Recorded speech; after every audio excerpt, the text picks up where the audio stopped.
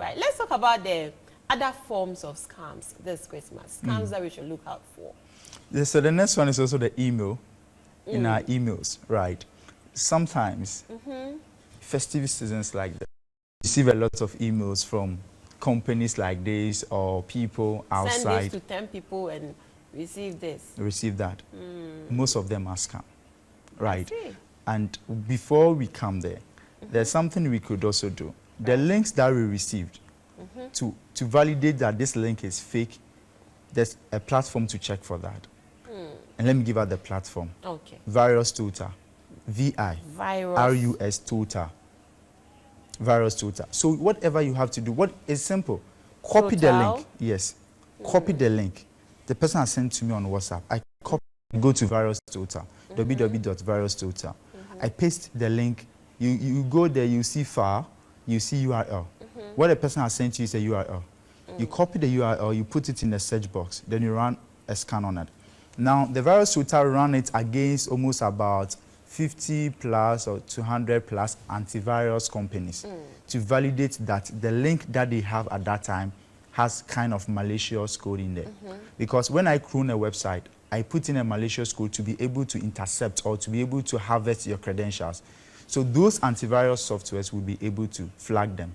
And you see that you have red, you know, this one was flagged as a scam page or something, right? But after doing that, because it's a web-based, that still is like around 80%. The best is also to be very careful, just get to the name and go to the online platform. Now, coming back to the other forms, aside this email, we've also spoke about these people trying to give you offers from abroad and stuffs. Those that online comes physical. What do I mean by this? You are chatting with someone claiming that it's your boyfriend, your girlfriend. This person is saying that this Christmas I want to be a blessing to you. I want to send you something. The person take a picture or send you the list of the things coming. iPhone 14 Pro Max 7. Then they give you the freight number as well. They give you everything. Then they say that, oh, they have maybe, if you're in Ghana, they have a Ghanaian friend that is coming. Or maybe they have contacted maybe the delivery people, they'll bring it to you. That is fine. So you are not paying anything. So they send to you. You are there a day, 2, 3. Someone call you from your own country, right, with the Ghana line, telling that, oh, someone sent you packages or items. It's in our warehouse now. We are going to deliver it to you. But the person didn't pay for delivery fee or their, what do you call it, their fees that they have to charge you. And then you get back to the person online. The person tells you that, oh, because I didn't know the charges in your country then, I placed a money in one of the shoes. So when it comes, don't worry, there are some dollars there. You pay with those your CDs, you get dollars there. And as eager as I am to get, you know, $100 is a lot for me, you know. So even if I have 4 of those $100 in the shoe, how much is that 500 CDs you are demanding? And it doesn't end there. No. They will call you back and tell you. So you have experience. Oh yes, I do. It happened to me. Yes. Then they tell you that, look, you do you can say takrade. Police for now. You hear the siren. And that in just a simple radio, a 20 series Abochi radio can do that. Like that. So yes, there are just a radio behind them. So you could see master, one first number, like just causing you. Then you think that, oh, okay, then let me just send the memo to the officer to release them.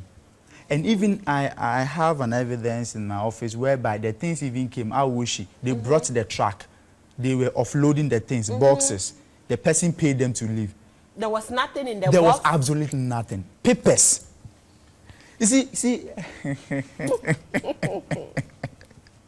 Shout out to this morning. You guys are really doing a great job. Papers. I'm telling you. See, I see. They are really bold. But you see, are there no regulations? Are there punitive measures? Yeah. How do we hold such people to ransom? Like, right. Great. So let's come there. You see, issues like this, when it happen, if no one knows about that, how do we solve the problem? So I always advise people that anything that you go through, the first people or the first institution you could ever report to is the police. And thanks our God being so good. Now the Ghana police have a cyber department. okay. So when you go to the police, knowing that the issue is regarding cyber, let them direct you to the cyber department. You know, when someone threatens you, you can go to the counter to make the official report. Those guys over there they are discharging their normal duty. Right. But this is issues with cyber. So request, some of the officers would even, some of them maybe they know this, oh, this issue you've reported, but follow up to the cyber department. Right. So they have the National Cybersecurity Center. However, we have the National Cybersecurity Authority too. Right. That's for them to, they work with those agencies. So when you're able to report to them, they're able to go to such agencies and make the report. But the issue here is that, you know, people think that when they report to them, we know police, we know these people, they really delay. You know, someone has taken your money, you didn't do any investigation about the person, the only thing you have about the person is the telephone number. Maybe this person to use a fake identity to register the number. Right. So things like that, they need to do investigation. So it's not something that you just report, you get the returns there. Sometimes we report to be able to what? Curb the issue at hand, to mitigate the issue at hand that time. Because right now, if I should look through the issues I'm receiving around the scams, there's one scam called rent scam, is in the system now. Rent scam. So if we are not careful, much aware of that, you might fall into that. Let's talk about that. Oh yeah, I know you'd be interested. Rent scam is where you go online to search on those platforms. You go and meet someone, so he's an agent. Yeah. You call the person, you go and meet the person. The person even takes you to their house or whatever. So, the landlord says you can pay to me. You pay, the person gives you a receipt. And that's all. The next time you go with your things, they've locked the door. Normally, what happens is, you see, those platforms or those properties sometimes are being handed to the agent for some period of time that will bring your people to come and check the place. Right. Now, if DK Cyber wants to rent 3-bedroom apartment, and you take me to, let's say, Malam, a property there, and I see the property, and I like the property, I don't have to pay to the agent. The agent is not the landlord. It's not the landlady. Now, I request for the landlord. Now, you take me to the landlord. The landlord says, oh, come and meet me in my office. They can also bring a second person inside, and you go and meet a responsible person, thinking that the person is a landlord. So what I advise people do is, when you see the property around Malam, whatever it is, after you had gone there with the agent, go back again and ask the people around, oh, I want to come here. Do you have idea of the owner? Oh, the owner is in the US. He's not even here, but the person there, yes. You ask 2 or 3 people. Then you are so certain that whatever the agent is telling you that is the caretaker you can pay to is correct. Right. Sometimes you meet the property like that because that time the landlord has given the key, because maybe the landlord is even not around, giving the key to them. Right. And at the end of the day, you just leave it like that.